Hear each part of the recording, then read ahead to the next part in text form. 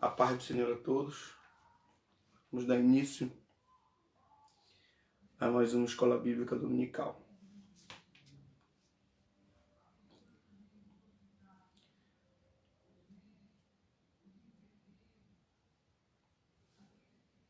Aleluia. Amados, nós estamos estudando a carta aos Coríntios, 1 Coríntios, e nós estamos hoje na lição de número 6. Já analisamos 5 lições, já temos aprendido muito com Cristo, muito com Deus, e vamos aprender muito mais. Amém? Lição de número 6, alimento, ídolos e a liberdade cristã. Vamos orar ao Senhor, pedir que Deus venha abençoar grandiosamente este momento de ensino, este momento de aprendizagem. Senhor Deus querido, Deus amado, eu te louvo, te agradeço, Pai, pelo Senhor estar conosco, pelo Senhor ser conosco, Pai.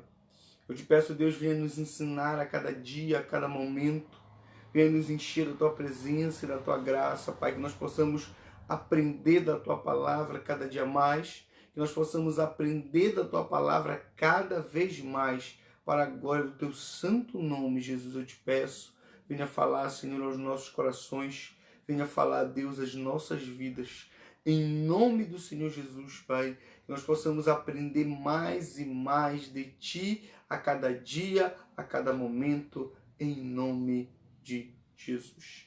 Amém? Vamos lá. 1 Coríntios, capítulo de número 10, versículo de número 23 em diante. 1 Coríntios, capítulo de número 10, versículo de número 23 em diante. O texto áureo da lição é apenas o versículo 23, mas nós vamos ler alguns versículos a mais. Diz assim: todas as coisas são lícitas, mas nem todas convêm. Todas as coisas são lícitas, mas nem todas edificam. Ninguém busca o seu próprio interesse, e sim o de outro. Comei de tudo que se vende no mercado, sem nada perguntardes por motivo de consciência. Porque do Senhor é a terra e a sua plenitude.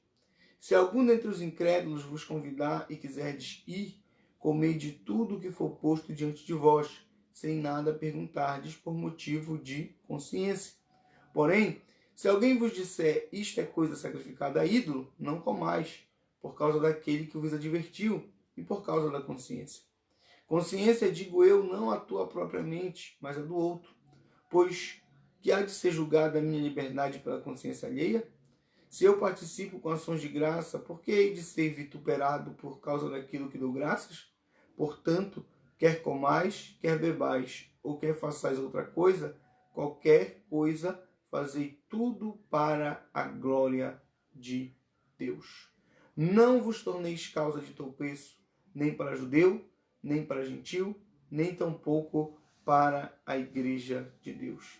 Assim como também eu procuro em tudo ser agradável a todos, não buscando o meu próprio interesse, mas o de muitos, para que sejam salvos. Sede meus imitadores, como também eu sou de Cristo. Amém? Vamos orar ao Senhor. Senhor Deus amado e querido, muito obrigado por esta palavra, Pai. Que o Senhor venha nos abençoar na meditação desta lição, para a glória e honra do Teu santo nome, em nome de Jesus. Amém? Amados, amadas, possamos dizer, que estão nos acompanhando nesse momento, gostaria de desejar um feliz Dia das Mães a todas. Creio que talvez por isso o nosso número de pessoas participando na live ainda é menor, está pequeno, mas glória a Deus por isso. Nós vamos aqui dar aula, você pode interagir, você pode perguntar, fique à vontade, tá bom? E nas horas que se passarem, mesmo nos dias que virão, as pessoas que talvez hoje por alguma outra razão, talvez por estar dando atenção à mãe, não sei, não estarem participando da lição, da aula, venham participar, o vídeo fica gravado e fica compartilhado no Face. Amém? Vamos meditar, sintam-se à vontade para perguntar. Glória a Deus. Vamos lá. O primeiro tópico vai tratar de coisas ou alimentos sacrificados a ídolos.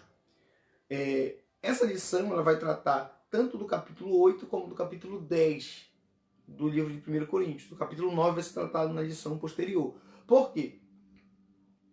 Tanto o capítulo 8 como o capítulo 10 vão tocar nesse assunto, que é o assunto do alimento, que é o assunto sobretudo da questão do sacrifício a ídolo desse alimento e que relação o cristão deveria ter com esse alimento. Não tanto por causa do alimento em si, mas por causa de tudo aquilo que a questão do alimento envolvia naquela sociedade. Porque o sacrifício a ídolos era muito comum e geralmente era feito em torno de templos, em torno de grandes festas, e era necessário e conveniente que o apóstolo fosse explicar algo a respeito. Sendo que, eu quero que você entenda isso, nós vamos ler o versículo 1, os coríntios eles já tinham a concepção deles a respeito e, pelo visto, não queriam abrir mão daquilo que eles acreditavam. Não esqueçam que nós falamos que essa parte da carta, o apóstolo Paulo está respondendo uma carta que ele recebeu dos coríntios. Ele está respondendo. Veja bem, diz assim, ó, versículo 1.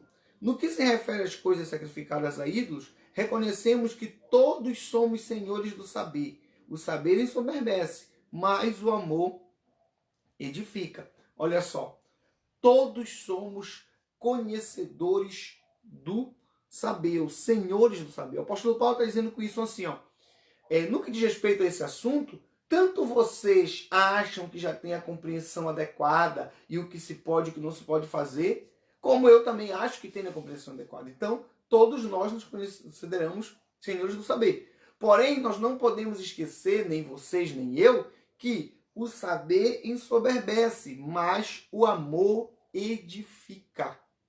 Então, tudo que nós venhamos falar, tudo que nós venhamos pregar, tudo que nós venhamos ensinar, que seja com amor. Com amor para a edificação do próximo, com amor para a nossa própria edificação. Não meramente nos achando melhor ou mais conhecedores que os outros, querendo jogar alguma coisa na cara do outro, não. Mas que nós venhamos sempre trabalhar e sempre aprender com amor, ensinar com amor. Então, a igreja em Corinto estava inserida num contexto pagão, assim como Israel estava entre os cananeus no início da trajetória do Antigo Testamento, ali por volta do livro de Deuteronômio, ali por volta do livro de Josué, e talvez até antes, no período patriarcal. Tá? E era muito comum que houvesse o quê? Alimento oferecido a ídolos. As pessoas ofereciam sacrifício a ídolo e geralmente eram animais, e esses animais eram oferecidos no templo, e isso era feito em período de festas. Então, quando haviam festas, muitas pessoas resolviam oferecer sacrifício a ídolos. E essas pessoas, geralmente, elas convidavam familiares para participar. Aquilo era o normal dentro da cultura daquela cidade, daquele lugar. E entre esses familiares, certamente, haviam muitos cristãos. E, pelo que dá para entender pela leitura do texto, muitos desses cristãos coríntios, principalmente aqueles que já estavam ali há mais tempo na fé, que tinham já mais tempo de igreja, eles costumavam ir a esses eventos. Por que dá para entender que eles costumavam ir? Porque Paulo repreende eles de várias maneiras para eles não irem em templos participar de rituais pagãos, de sacrifício a ídolos. Repreende eles no capítulo 8 e repreende eles no capítulo 10. Sendo que no capítulo 10, Paulo é muito mais incisivo ainda do que no capítulo 8. Ainda que no capítulo 8, ele já vai repreender, por conta da questão da consciência daqueles que têm uma concepção cristã diferenciada. O que Paulo estava dizendo, explicando, defendendo ali, é que tudo o que eles deveriam fazer deveria ser baseado primeiramente no amor e não em direitos ou em conhecimento. O cristão, muitas vezes, em nome do amor, em nome da melhor maneira de levar o evangelho, de ganhar almas para Jesus, ele até chega a abrir mão de alguns direitos. Como nós vamos ver na próxima lição, que o apóstolo Paulo vai dizer que ele mesmo abre mão de direitos, como o direito, por exemplo, de receber, de ser pago, de ser mantido pela igreja. O apóstolo Paulo diz, isso é um direito dele, mas ele abre mão em amor ao evangelho, para que não haja impedimento ao evangelho. Ou seja, Nós temos muitos direitos como cristãos, sim, mas nós temos um compromisso, uma responsabilidade com Deus, que é amar a Deus e amar o nosso próximo. E muitas vezes, para que nós possamos amar a Deus e amar o nosso próximo da melhor maneira possível, nós vamos deixar certos direitos de lado. É o que o apóstolo Paulo faz e demonstra que faz no capítulo 9. Isso já é pincelado aqui, já é tocado aqui no início do capítulo 8, mas vai ser tratado melhor a partir do capítulo 9. Versículo de número 4 do capítulo 8.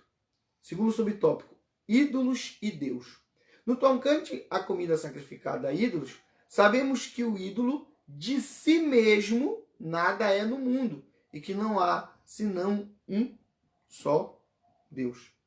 Veja bem, o apóstolo Paulo não está dizendo que não exista nenhuma força, nenhuma ação espiritual por trás do ídolo. Ele diz, de si mesmo o ídolo nada é.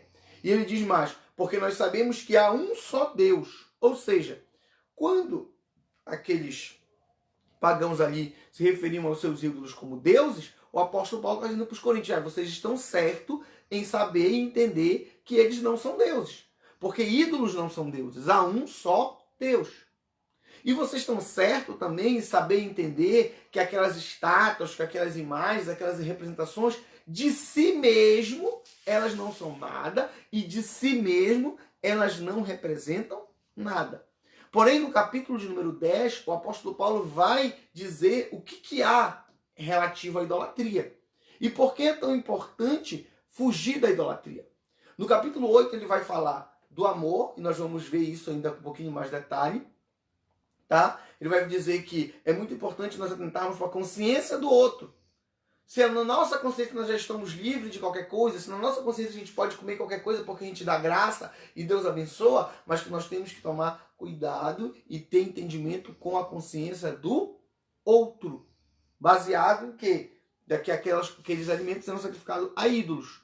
Agora, no capítulo 10, o apóstolo Paulo vai ser muito mais incisivo sobre a proibição, sobre a razão, outra razão pela qual se deveria se abster da comida ao ídolo, do alimento ao ídolo. Capítulo 10, versículo 14, quem quiser me acompanhar, nós vamos ler o versículo 14 depois do versículo 20 em diante. Diz assim, portanto, meus amados, fugi da idolatria. Versículo 20, antes, digo que as coisas que eles sacrificam é a demônios, que as sacrificam não a Deus. Eu não quero que vós torneis associados aos demônios. Não podeis beber o cálice do Senhor e o cálice dos demônios. Não podeis ser participantes da mesa do Senhor e da mesa dos demônios. Ou provocaremos eles no Senhor? Somos acaso mais fortes do que ele? O que o apóstolo está dizendo aqui é o seguinte. Ele diz lá no versículo 4 do capítulo 8. Os ídolos em si mesmo nada são. Ou seja, as imagens, as esculturas, as representações em si mesmo nada são. Mas no versículo 20 do capítulo 10 ele vai dizer o alimento sacrificado a ídolo, na verdade, ele é sacrificado a demônios. Os idólatras sabem disso? Não. Quem sacrifica sabe disso? Não. Mas nós, como cristãos e servos de Deus, sabemos disso. Que o alimento sacrificado a ídolos, na verdade, ele é sacrificado a demônios. Ah, pastor, mas a pessoa que está lá no candomblé, lá na Umbanda, ele não concorda com isso. Claro, normal. Porque a fé dele é diferente da nossa. Porém, nós temos que ter a nossa paz e a nossa consciência de nós conhecermos pela palavra. O que o apóstolo Paulo deixa muito claro. Ele deixa muito claro que o alimento sacrificado a ídolo, o sacrifício a ídolo, na verdade é sacrifício a demônios. Ou seja, são demônios que recebem o sacrifício a ídolo. A pessoa lá não acredita, não concorda, é um direito dela. É um direito dela. Mas nós temos que ter a nossa própria consciência daquilo que a palavra de Deus, ela nos ensina. Isso vai ser tocado muito pouquinho no último tópico. Por isso que eu já resolvi trazer para cá. Subtópico 3 do tópico 1. Versículo 7 do capítulo 8. Diz assim. Entretanto, não há esse conhecimento em todos, porque alguns, por efeito da familiaridade até agora com o ídolo, ainda comem dessas coisas como a eles sacrificadas, e a consciência destes, por ser fraca, vem a contaminar-se. Deixa eu explicar uma coisa para vocês. Era muito comum, em período de festas pagãs, não só em Coríntios, como em muitas cidades de influência romana, na política e de influência grega na cultura e na religião, nesses períodos, que todo o alimento que existia nos açougues, possamos dizer assim, tinha sido sacrificado a ídolo de alguma maneira ou de alguma forma em algum momento. Ou pelo menos apresentado ao ídolo no templo. Então, quando a gente vai analisar com cuidado o texto, vai ter uma diferença, e isso vai ser colocado lá no versículo. Nós lemos isso na passagem que nós lemos no início do texto. Paulo vai dizer: tudo que for oferecido a vós, comeis, o que tiver lá no mercado, comeis sem perguntar nada. Porque ele vai dizer: comer de tudo que se vende no mercado sem nada perguntar por motivo de consciência.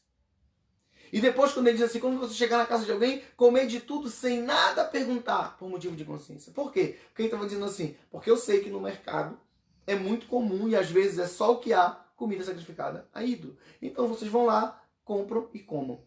O que Paulo proíbe terminantemente aqui aos coríntios é que eles estejam nos templos se alimentando daquela comida sacrificada a ídolo. Por quê? Porque eles estariam ali no momento do culto. O que Paulo está dizendo é o seguinte: a comida em si, ela não tem poder nenhum, nem para o bem nem para o mal. Ele está dizendo assim, olha, nós estamos em Cristo, tá? E o alimento é algo dado por Deus. Alguém ter pego o alimento e ter apresentado a um ídolo, não vai dar propriedades mágicas para o alimento. Nós não acreditamos nisso. Nem para bem, nem para mal. Nós devemos compreender, entender dessa maneira. Porém, o apóstolo Paulo vai dizer, se você vai no templo e come desse alimento, você vai ferir a consciência daquelas pessoas que talvez aceitaram Jesus, vamos dizer assim, nesse entendimento, alguns coríntios que aceitaram Jesus há pouco tempo, e eles adoravam aquele outro Deus através daquela comida naquele templo. E agora eles estão adorando um Deus verdadeiro junto com você, e você vai lá e come da comida do Deus que ele adorava antes. Ele vai ficar confuso, ele não vai entender da mesma maneira como você entende. Então, por causa da consciência do outro, é o primeiro ponto que a Paulo vai colocar, por causa da consciência do outro, você não deve comer alimento sacrificado a ídolo. Tá? E no capítulo 10 ele vai dizer, por causa da consciência do outro, e porque você deve procurar fugir da idolatria.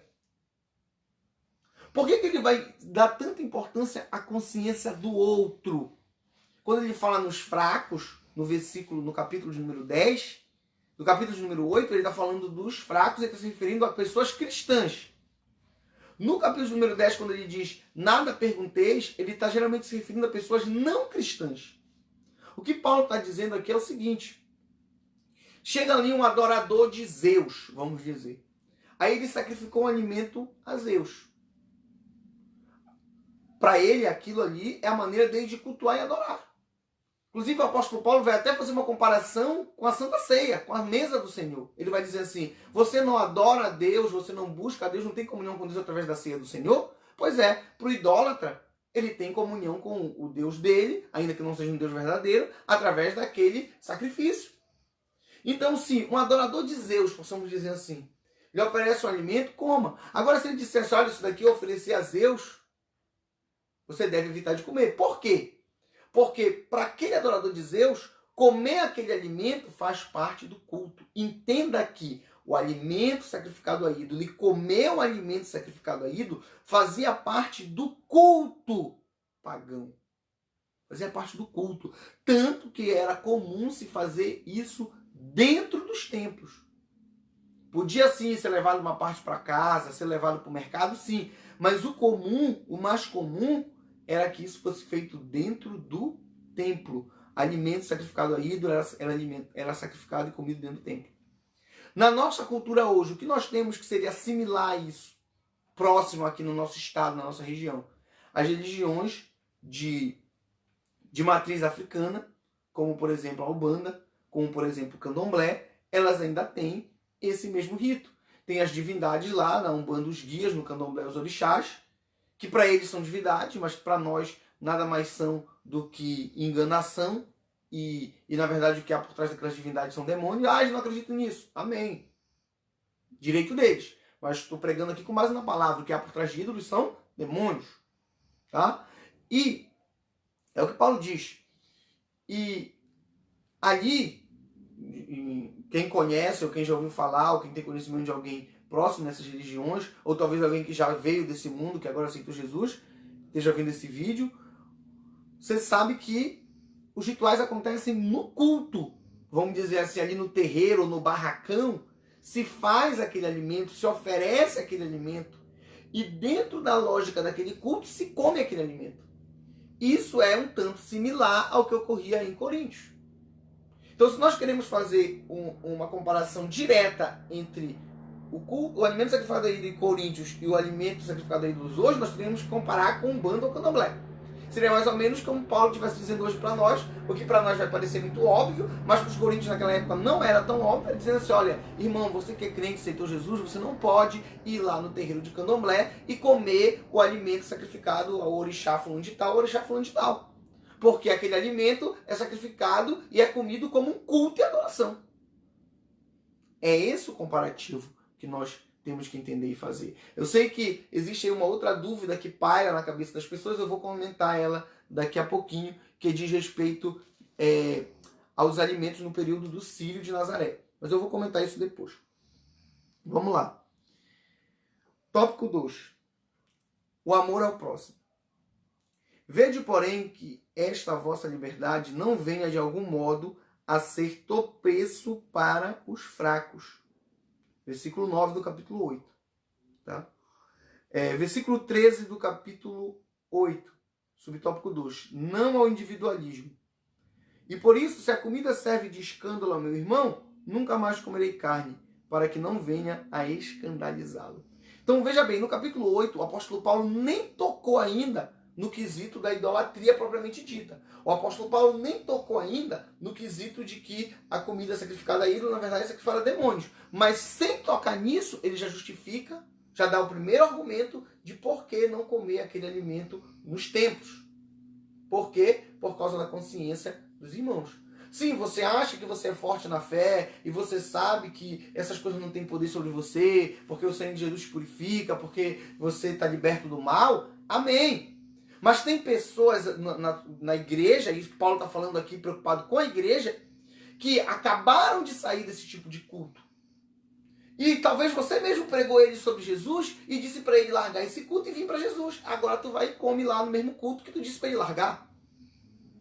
Então, tu vai ferir a consciência dele. Ou pior, tu vai induzir ele a comer também. Só que enquanto para você esse comer nada é, para ele, como ele está fraco, como ele está recente na fé, ainda é alguma coisa. Para ele ainda é alguma coisa. Imagina comparativamente. Você ganha para Jesus um filho de santo, vamos dizer assim, daquele que está acostumado a ir no terreiro, toda sexta-feira ali, se alimenta. Aí ele entrou na igreja de Jesus e você dizer para ele assim, olha, pode continuar indo lá comendo. Ele vai dizer, que diferença tem então? O que eu fiz de diferente? Corre o risco dele querer dizer, então teu Deus é mais um Deus que eu vou colocar ali do lado daqueles outros deuses que eu já sirvo e já adoro. Esse era o problema. Então o apóstolo Paulo estava deixando isso muito claro. Antes de Paulo tocar na idolatria, antes de Paulo tocar em sacrifício a demônios, que ele vai tocar no capítulo 10, ele já diz assim, só de você saber que você entrar no templo pagão e participar do culto pagão e comer do alimento pagão, mas não participou do culto, ele chegou já depois, já na hora que você estava só comendo. Mas ainda assim, na teologia deles, aquilo era parte do culto. Era a parte essencial do culto, inclusive. Tá? Então, Paulo está dizendo assim, se isso fere a consciência do seu irmão, não faça. Primeiro nós lemos lá na frente, o amor é o mais importante. E ainda vai dizer assim, se comer alguma coisa, se por causa da comida eu causo escândalo ao meu irmão, ou se por causa da minha comida eu posso fazer o meu irmão se perder, então eu não vou comer. Paulo vai deixar bem claro. Em algumas traduções você vai ver assim, Paulo vai dizer assim, se eu posso perder um irmão em Cristo, pelo qual Jesus deu seu sangue, por alguma coisa que eu faça, então eu não farei. É isso que o apóstolo Paulo vai dizer com clareza. Tá? Em pé, não caia. Versículo 11 do capítulo 10. Aqui nós já passamos para o capítulo 10. pulamos o capítulo 9. O capítulo 9 será tratado na lição do domingo que vem. Aquele, pois, que pensa estar em pé, veja que não caia. Então, o apóstolo Paulo vai dizer, sobretudo aos coríntios, ali, aqueles que se consideravam fortes e sabidos e conhecedores: olha, que você pensa que você está em pé, você pensa que você é forte, mas às vezes você já está mais caído do que o que você pensa que você está de pé. O apóstolo Paulo está fazendo aqui um alerta à vigilância, tá? Um alerta à prudência. Nós temos que aprender a ser prudentes, a ser vigilantes e não participar de coisas que possam nos prejudicar. Tem muita gente que cai, que não consegue permanecer firme na fé, na caminhada, porque ele rapidamente se acha muito crente. Ele rapidamente se acha muito servo de Deus. Há 2 meses atrás, mais ou menos, eu estava conversando, orientando um novo convertido que tinha recentemente vindo do mundo das drogas. Quando eu digo recentemente, eu digo questão de 1 semana, 2 semanas. E aquele novo convertido, ele já estava querendo pegar panfleto e ir sozinho evangelizar nas bocas de fumo. Olha o perigo disso, amado. Olha o perigo disso. 1 ou 2 semanas que ele tinha largado a droga e agora ele já queria evangelizar lá. Eu orientei a não fazer isso. Orientei, se em algum momento você sentir no seu coração, quiser muito fazer, chame um obreiro mais experiente, um diácono, um presbítero, ou mesmo eu, nós podemos ir lá, mas não vá sozinho. Não vá sozinho. Sabe o que acontece, amado? As pessoas muitas vezes elas não são vigilantes, elas acham que elas já podem, elas acham que elas já conseguem. Imagina alguém que está 10, 20 anos no mundo do alcoolismo, é um alcoólatra. Aí aceitou Jesus, 2 semanas depois, 3 semanas depois, ele quer ir lá evangelizar no bar. No mesmo bar que ele bebia com o pessoal. Deus pode fazer uma obra maravilhosa, transformar a vida dele, fortalecer ele rapidamente, de tal maneira que ele consiga fazer? Pode. Claro que pode. Mas ele também deve ser vigilante. Porque às vezes a pessoa pensa que já está de pé, pensa que está forte, mas na verdade ainda está fraco. Pensa que já está de pé, mas na verdade ainda está caindo. E muitas vezes esse autoconhecimento, que é o que Paulo falou. Paulo disse, olha, a sabedoria ensoberbece. Então, aprenda a viver pelo caminho do amor. Tá? Resistir ao diabo e ele fugirá de vós. É o que a Bíblia diz. Ao diabo nós resistimos, mas as tentações da carne nós fugimos. Nós fugimos, nós saímos dela. É que nem o exemplo de José. Isso está doutrinariamente no Novo Testamento, mas eu não vou buscar um exemplo doutrinário do Novo Testamento. Vou buscar um exemplo prático do Velho Testamento. Você vai ver que quando a esposa de Potifar tenta José para se deitar com ele, para coabitar com ele, o que ele faz? Ele diz não e ele foge, ele corre, ele sai. Porque tem gente que diz não, mas continua lá esperando. Diga não e saia. Diga não e se retire. É assim que tem que ser. Então, o apóstolo Paulo vai deixar bem claro para os coríntios. Estão de pé, então tomem cuidado para que vocês não caiam. Paulo vai fazer uma analogia, ele vai usar essa frase e depois ele vai fazer uma analogia nesse mesmo capítulo com os israelitas no deserto. Aqueles que saíram do Egito. E aqueles que sucumbiram à idolatria. E eles estavam de pé. Eram muitos. Estavam de pé. E eles caíram. Então o apóstolo Paulo vai dizer, estavam milhares de pessoas de pé. E todos ao longo dos 40 anos foram caindo. Por quê? Porque tentaram a Deus. Por quê? Porque não fugiram da idolatria, mas se associaram à idolatria. Muito cuidado, amado. Muito cuidado. Nós lembramos que quando o rei Balaque pagou o Balaão, o profeta Balaão, para amaldiçoar o povo de Israel, o profeta tentou amaldiçoar o povo de Israel por 3 vezes. E todas as vezes que ele ia amaldiçoar, a maldição era convertida em bênção. O profeta Balaão não conseguiu amaldiçoar Israel, mas ele abençoou. Balaque ficou irado com ele e disse assim, como é que tu pode fazer isso? Eu te pago para tu abençoar, eu te pago para te amaldiçoar e tu vem e abençoa. Aí Balaão chega e diz para Balaque assim, olha Balaque, peço desculpa aí, não deu para fazer, porque não tem como eu amaldiçoar quando Deus está abençoando, porém, eu vou te ensinar uma coisa. Se tu não consegue ferir eles, e se eu não consigo ferir eles, fazer mal contra eles, eu vou te ensinar uma coisa, faz eles pecarem contra Deus. E é exatamente o que Balaque faz. Balaque prepara uma festa, convida os israelitas, entrega mulheres para eles se deitarem com elas, eles caem na prostituição e na idolatria, pecam contra Deus. E aí eles começam a ser punidos e começam a morrer. Foi o inimigo que derrubou eles? De certa maneira sim, mas por causa de uma brecha que eles deram. Eles pecaram contra Deus e se tornaram vulneráveis, se tornaram alvos fáceis para o maligno. Então, era o que o apóstolo Paulo está dizendo para os coríntios. Vocês estão de pé, tomem cuidado para que vocês não caem. Tomem cuidado para que esse de pé que vocês acham que é de pé, já não seja mais ou menos caindo. Porque vocês estão de pé, mas vocês estão indo no templo, comendo comida sacrificada a ídolo, estão ferindo a consciência de irmãos que estão novos na fé, estão bagunçando a cabeça das pessoas para quem vocês pregam. Porque como é que vocês dizem para eles que eles não podem servir a esse Deus, que eles têm que servir ao Deus verdadeiro, mas ao mesmo tempo vocês estão lá com eles servindo ao Deus deles? Porque quando quem come a comida sacrificada a ídolo, está servindo também a esse Deus. Compreenda isso. Vamos seguir. Versículo de número 21. Não podeis beber o cálice do Senhor e o cálice dos demônios. Não podeis ser participantes da mesa do Senhor e da mesa dos demônios. Estamos aqui no último tópico que diz direito versus testemunho. Os seguidores de Jesus têm como objetivo ser imitadores de Cristo em tudo o que fazem. O testemunho deles acerca de seu relacionamento com Cristo tem precedência sobre seus direitos e os leva a rejeitar ações que comprometem esse testemunho. Ou seja, precedência, ou seja, o testemunho do cristão é mais importante do que o direito do cristão, do que os direitos do cristão.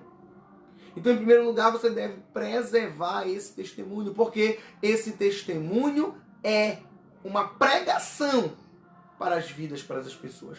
Tem muita gente que ele não olha para a Bíblia quando ele quer conhecer Jesus, ele olha para mim e olha para você. Se tem crente que tem dificuldade de ler Bíblia, imagina o católico. Imagina o ímpio. Imagina a pessoa que não conhece a palavra. Tem muito mais dificuldade. Tem muito mais dificuldade. Muitos são até desaconselhados a lerem a Bíblia, porque acham que não vão conseguir, não vão entender, não vão compreender. Por que eu digo isso? Porque vai ter muita gente que ele vai olhar ali, teu vizinho, ele vai olhar para você e vai ver, será que Jesus muda a mesma vida de alguém? Deixa eu ver se mudou a vida desse. Será que o cristão mesmo, ele tem paz no coração, ele tem amor? Deixa eu ver como é que se comporta esse. Então, o testemunho é muito importante porque, na verdade, o seu testemunho, ele é uma pregação viva. É uma pregação viva. Você já ouviu falar que uma imagem fala mais do que 1000 palavras? Uma atitude também fala mais do que 1000 palavras. E a atitude do cristão, ela fala a palavra de Deus. Tem que falar a palavra de Deus. Se ela não falar a palavra de Deus, é porque a tua atitude não está conforme a palavra. Então você prega a partir daquilo que você vive do seu testemunho. Por isso que o seu testemunho é tão importante. Paulo está preocupado com a mistura da adoração a Deus e a adoração idólatra da cultura pagã. Por isso que ele diz, não podeis beber o cálice do Senhor e o cálice dos demônios. Ou seja, você participa da Santa Ceia do Senhor, sabendo que isso é adoração e culto a Deus. Quem participa do sacrifício a ídolo, entende que aquilo é uma adoração, um sacrifício, um culto ao seu ídolo. E você não pode participar das duas coisas, isso é incoerente. Isso que Paulo vai dizer. E Paulo vai deixar bem claro que o que está ali por trás do ídolo são demônios. Tá? Vamos lá. Versículo de número 24. Ninguém busca o seu próprio interesse, e sim o de outrem. Isso aqui é a essência do amor cristão. Quem ama, busca o interesse da pessoa de que é amado. Agora, veja bem, nem sempre a própria pessoa que é amada, ela vai ter a concepção correta do qual é o seu interesse, ou do que é bom para ele. Então, o que Paulo está dizendo aqui é o seguinte, busque sempre o bem do outro. Busque sempre o bem do outro. Sempre o bem. Busque. Procure o bem do seu próximo. Tá? Então ele está dizendo assim, aquele ali que está ali comendo sacrifício a ídolo, sacrificando a ídolo, tal, você não vai fazer isso porque você quer ensinar para ele que é só um Deus verdadeiro. E você vai buscar o bem dele através dessa sua atitude e dessa sua prática. Do mesma maneira que você vai procurar o bem daquele que está dentro da igreja, daquele que é fraco na fé, que está iniciando na sua caminhada. Tá? Último subtópico, depois eu faço uma meditação final. Portanto, quer comais, quer bebais, ou façais qualquer outra coisa, fazei tudo para a glória de Deus. Quando o padrão do comportamento cristão é só o fato de algo ser permitido, torna-se possível dissociar a doutrina cristã da vida cristã. Para o apóstolo, o que revela de fato a identidade cristã é a salvação por meio de Cristo, e ao mesmo tempo testemunho para com a comunidade. Então veja bem, portanto, quer comais, quer bebais, façais tudo, ou outra coisa qualquer, fazei tudo para a glória de Deus. Tá? Quando Paulo vai falar assim, olha, tudo é lícito, mas nem tudo convém, tudo é lícito, mas não deixa de dominar por outra coisa. Nós devemos entender que aquilo que não é lícito, nós devemos não fazer, porque já não é lícito. Mas aquilo que é lícito, não necessariamente nós vamos fazer, porque nós temos que ver se é correto do ponto de vista moral e de acordo com a doutrina cristã. Porque tem coisas que são lícitas, mas não são corretas do ponto de vista moral e não estão de acordo com a doutrina cristã. Tá? Então eu quero que você entenda, que você compreenda isso. Vamos lá. Quando nós lemos o texto, aqui eu já vou fazer a meditação final para concluir a lição. Se alguém quiser fazer alguma pergunta, eu estou vendo os comentários, então você pode perguntar, fique à vontade. Tá? Então, mas para fechar, porque geralmente quando eu trato desse assunto, essa pergunta geralmente ela é feita, então ela não está tratada aqui, mas eu já coloco, já trato do assunto. Eu quero falar um pouquinho sobre, vamos dizer assim, comida de sírio. Que aqui é mais forte o período do Círio de Nazaré, em outubro. Tá? Muitos cristãos, muitos crentes não comem essa comida, porque entendem que essa comida é uma comida sacrificada a ídolo. Amado, o que nós lemos no último versículo é o que se atribui a isso. Quer comais, quer bebais, façam tudo para a glória de Deus. Em Romanos, Paulo também falando de comida, de alimento, ele vai dizer que nós não devemos fazer nada contra a nossa consciência. Porque aquilo que nós fazemos contra a nossa consciência é pecado. Ou seja, se você acha que uma coisa é errada, não faça. Tá? Porém, Paulo, tanto em Romanos como aqui em Coríntios, ele vai dizer que o fato de você achar que determinada coisa é errada, às vezes dentro da sua consciência, não lhe dá o direito de condenar quem faça de maneira diferente. Tá?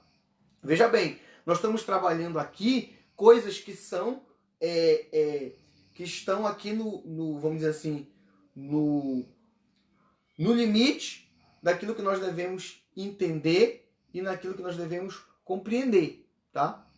Obviamente que se nós vamos falar coisas como não matarás, não roubarás, são mandamentos claros que nós vamos entender que não tem que ser feito, tá?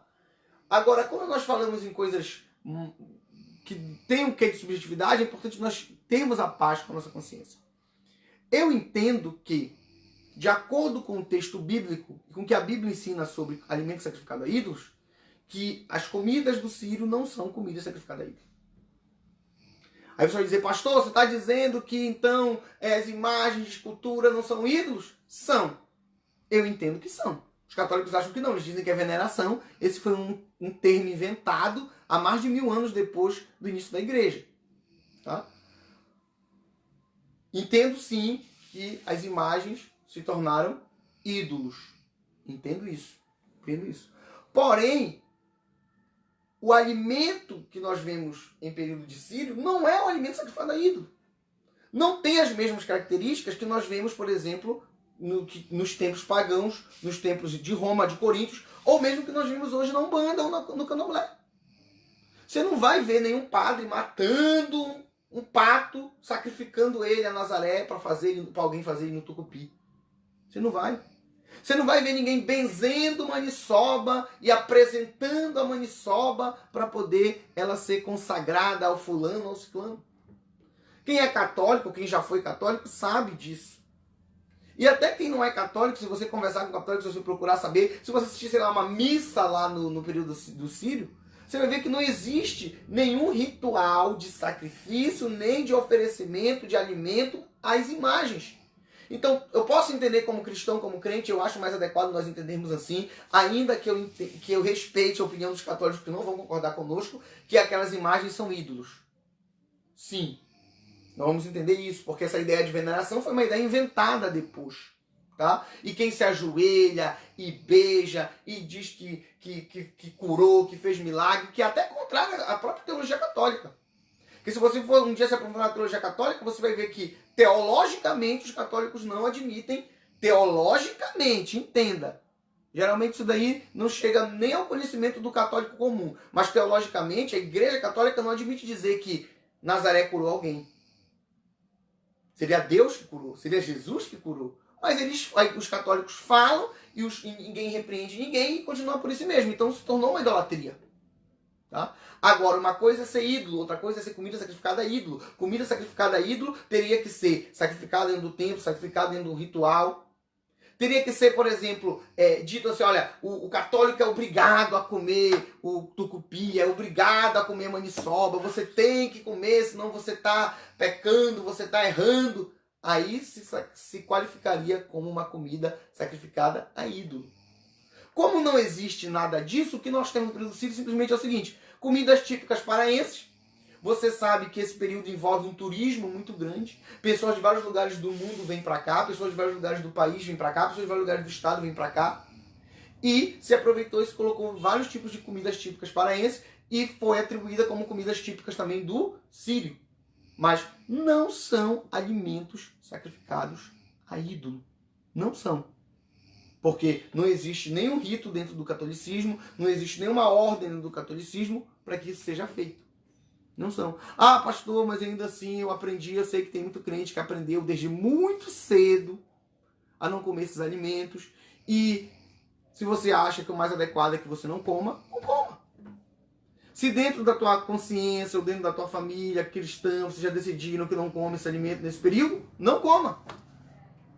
Fique por conta da sua boa consciência e faça aquilo que você achar melhor nesse sentido. Mas eu quero esclarecer, eu acho que é função minha, como pastor, esclarecer, deixar de maneira bem clara que não existe, dentro da teologia católica, a ordem de se sacrificar alimentos, qualquer tipo, a nenhum tipo daquelas imagens, daqueles santos que eles chamam, e nem de sacrificar e nem de oferecer. Tá? Porque existem algumas religiões onde não há o sacrifício do alimento, mas há o oferecimento. A pessoa traz de casa e oferece. Então, não existe no catolicismo nem o sacrifício e nem o oferecimento de alimento a ídolos. Ainda que, obviamente, muito católico goste no período de fazer aquela comida, de fazer aquilo, de preparar para comer, de dar para a família. Mas ninguém leva maniçoba para benzer, ninguém chama o padre para matar o pato, para sacrificar o pato, ninguém faz isso, pelo menos não que eu saiba. Até porque não existe isso dentro da teologia e do conhecimento católico.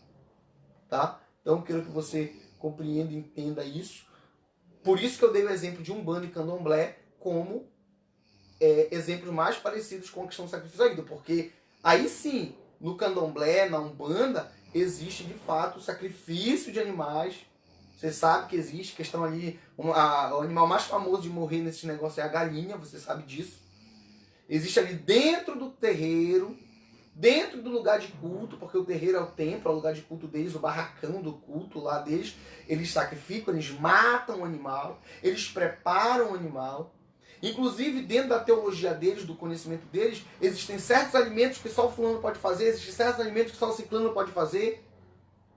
Os alimentos mais importantes, as atividades mais importantes, os momentos mais importantes, só lá o Babalorixá pode fazer. Então, está tudo dentro do ritual de culto deles. Então, isso é qualificado hoje igual àquilo que Paulo ensina em Coríntios como alimento sacrificado a ídolos.